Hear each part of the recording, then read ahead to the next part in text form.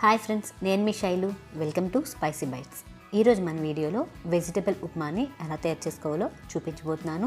ఈ ఉప్మాని ఎక్కువగా పెళ్ళిళ్ళలో మార్నింగ్ బ్రేక్ఫాస్ట్గా తయారు చేస్తూ ఉంటారు కదా, అదేవిధంగా పొడిలాడుతూ ఎలా తయారు చేసుకోవాలో ఈ వీడియోలో చూసేద్దాం. దీనికోసం ముందుగా స్టవ్ మీద ఒక కడాయి పెట్టి ఇందులో 1 టీ స్పూన్ వరకు నెయ్యిని వేసుకోవాలి. నెయ్యి కాస్త కరిగాక ఇందులో 1 కప్పు వరకు గోధుమ రవ్వను వేసుకోవాలి. వీటిని మీడియం ఫ్లేమ్లో పెట్టి బాగా వేయించుకోవాలి. ఎప్పుడు ఉప్మా చేసినా కూడాను గోధుమ రవ్వను నెయ్యితో వేయించుకోవడం వల్ల ఉప్మా అనేది మరింత రుచిగా వస్తుంది. ఇలా వేయించుకున్నాక దీన్ని ఒక ప్లేట్లోకి తీసుకొని పక్కన పెట్టుకోవాలి.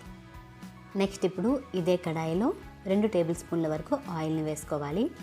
ఆయిల్ కాస్త వేడెక్కిన తర్వాత ఇందులో 1/2 టీ స్పూన్ వరకు ఆవాలు, 1/2 టీ స్పూన్ జీలకర్ర, 2 ఎండుమిరపకాయలు వేసి దోరగా వేయించుకోవాలి.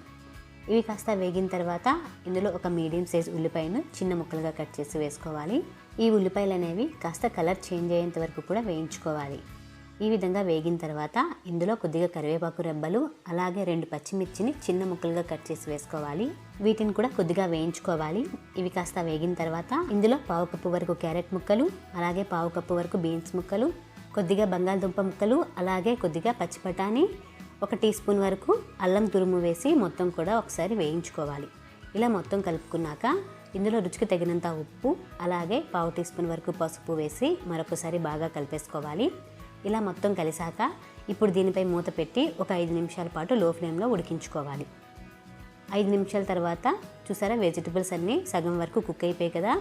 ఇప్పుడు ఇందులో ముందుగా వేయించి పెట్టుకున్న గోధుమ రవ్వను వేసి మొత్తం ఒకసారి బాగా కలిపేసుకోవాలి. ఈ గోధుమ రవ్వ అనేది బాగా వేగిన తర్వాత ఇందులో 1/2 కప్పు వరకు వేడి నీటిని వేసుకోవాలి. అంటే 1 కప్పు వరకు గోధుమ రవ్వకు 1/2 కప్పు వరకు వేడి నీళ్ళు అయితే కరెక్ట్గా సరిపోతుంది. ఈ గోధుమ రవ్వ మొత్తం వాటర్లో కలిసేలాగా బాగా కలిపేసుకున్నాక ఇప్పుడు దీనిపై మూత పెట్టి లో ఫ్లేమ్లో ఒక 5 నిమిషాల పాటు వీటిని కుక్ చేసుకోవాలి. 5 నిమిషాల తర్వాత మూత తీసి మరొకసారి బాగా కలిపేసుకుంటే చూసారా, ఉప్మా అనేది రెడీ అయిపోయింది. ఎంత పొడిలాడుతూ వచ్చిందో. ఇప్పుడు దీన్ని స్టవ్ ఆఫ్ చేసేసి ఒక సర్వింగ్ బౌల్లో సర్వ్ చేసుకుంటే సరిపోతుంది.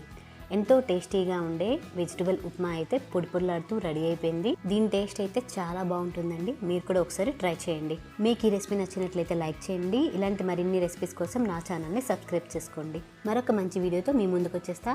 అంతవరకు బాయ్.